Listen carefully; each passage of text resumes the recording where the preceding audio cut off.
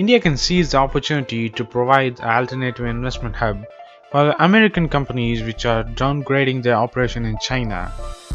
US Ambassador Kenny Jester said on Thursday, while he pitched for bilateral FTA as the next big ticket item. Delivering his first policy speech since taking over as the ambassador to India, Jester identified 5 pillars to take Indo-US partnership forward: stronger defense ties, strategic economic relationships, energy environment, inclusive development and cooperation in the region.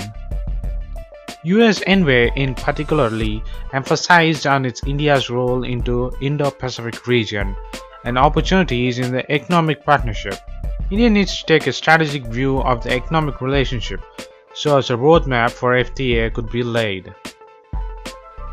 On pointing out America's first and Make in India are not incompatible, Justice said rather than investing in each other's market will be mutually beneficial. It will increase economic interactions and volume of trade, lead to the collaboration on emerging technologies and create jobs in both the countries, he noted. But let me go through further and suggest that this is the time to put a strategic lens in our or on our economic relationship, just we have done with our defense relationship, he said. The speech was organized by the Canaries India, the India chapter of noted US think tank. Chester informed that a number of US companies have reported increasingly difficulties in conducting businesses in the large market in the region as is China. Accordingly, some companies are downgrading their operations there, while others are looking with great interest at the alternative markets. India can seize the strategic opportunity through trade and investment to become an alternative hub for US business in the Indo-Pacific region. Bilateral trade has increased from approximately $20 billion in 2001 to $115 billion in 2016.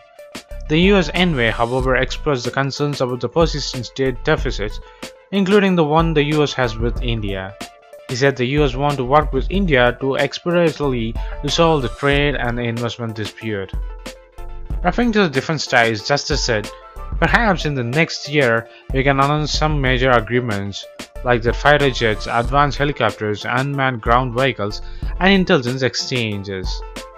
He in fact suggested taking Indo-US military cooperations to entirely to a new level, reciprocally posting liaisons officers at each other's operational or combat commands. When asked about the Sina-US ties, Justin noted, "We are interested in a constructive relationship, but if they engage in the predatory economic policies and other things, there would be no reactions, or will be reactions." So what do you think of US putting India ahead of China, and US wants India to take the opportunity to avoid China out of the world of US? India will be investing about $1 trillion to really make our energy and electricity infrastructure world class. And while we do that, we are also changing the energy mix. A large part of our focus today is to encourage renewables, to look at energy conservation. And I'm delighted to share with you that last year was the first year where our capacity increase, installed capacity increase in renewables was more than our increase in conventional forms of energy. I remember 3 years ago, solar power in India was about 12 cents for a unit of energy. We scaled up that program massively. In fact, the growth in the last 3 years has been 370% in solar energy installed capacity.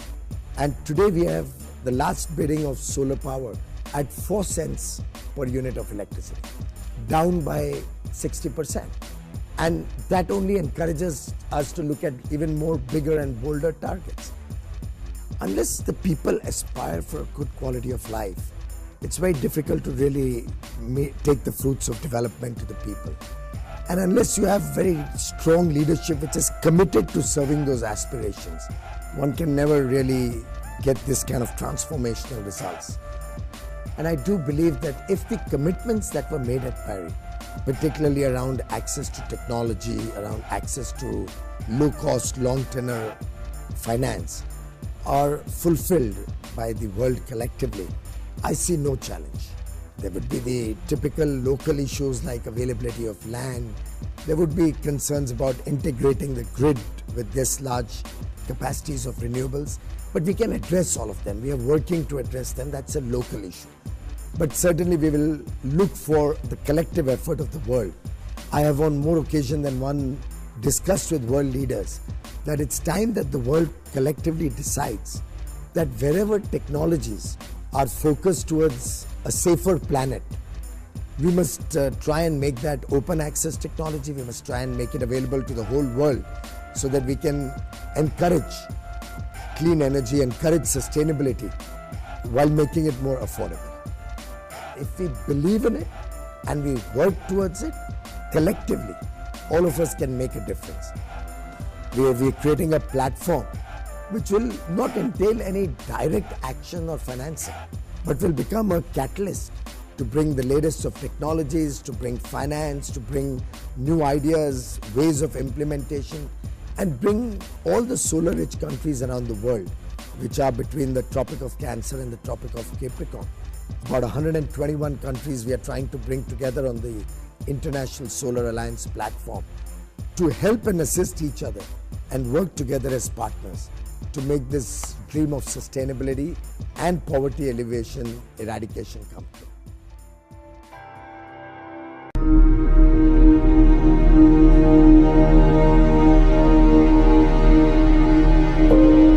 In Gidaware, on the shores of Lake Balangida in northern Tanzania, access to clean water can be a challenge.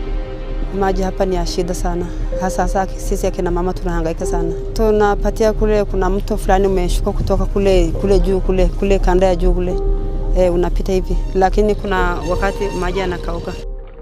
There are boreholes, but the diesel generators needed to pump the water are expensive to maintain and need a constant supply of costly diesel.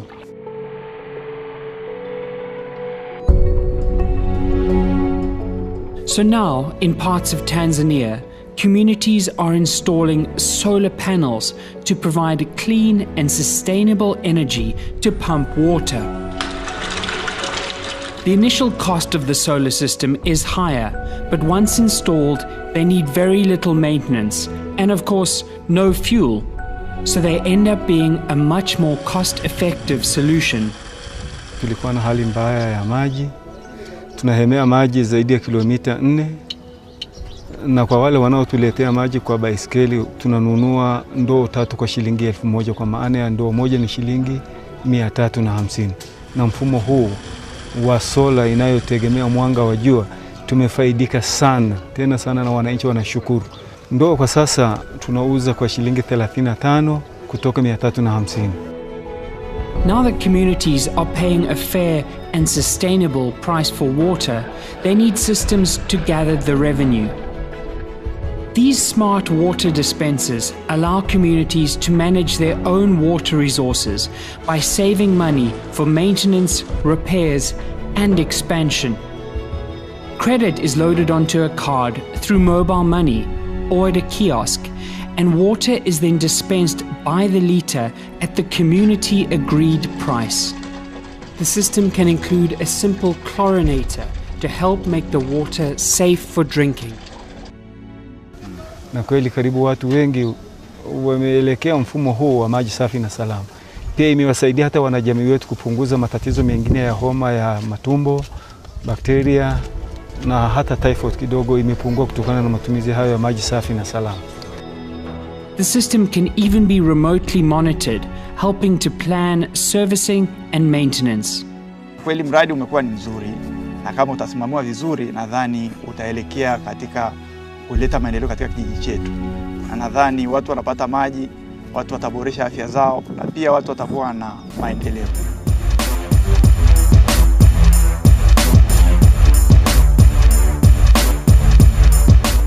Post your comments below, and if you like this video, please give a thumbs up, and follow us on social networks, and subscribe to our channel. And thanks for watching. This is WC Daily. Think big, think different. Bye.